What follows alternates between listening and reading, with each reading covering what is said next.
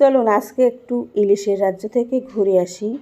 যেহেতু এই ধরনের ভিডিও করার টাইম বা সময় আমার হচ্ছে না, তো এটা অনেক আগের ভিডিও করা, আপনাদের সাথে একটু শেয়ার করলাম। যদিও ভিডিওটা একটু ফেটে গেছে।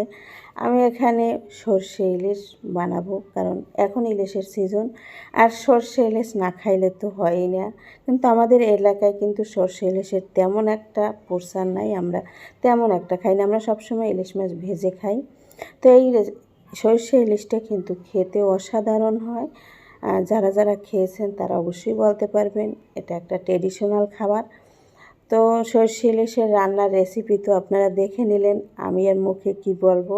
আর এই যে বাটাটা ছিল সরিষা কাঁচামরিচ, এইটা মিলিয়ে আর কি ব্লেন্ড করা হয়েছিল। এই যে সর্ষে ইলিশ প্রায় কমপ্লিট। কথা বলতে বলতে আমি আর রেসিপির নাম বলতে পারি না। আপনারা তো দেখছেন কিভাবে আমি রান্না করছি। আল্লাহ হাফেজ, দেখা হবে খুব শীঘ্রই অন্য কোনো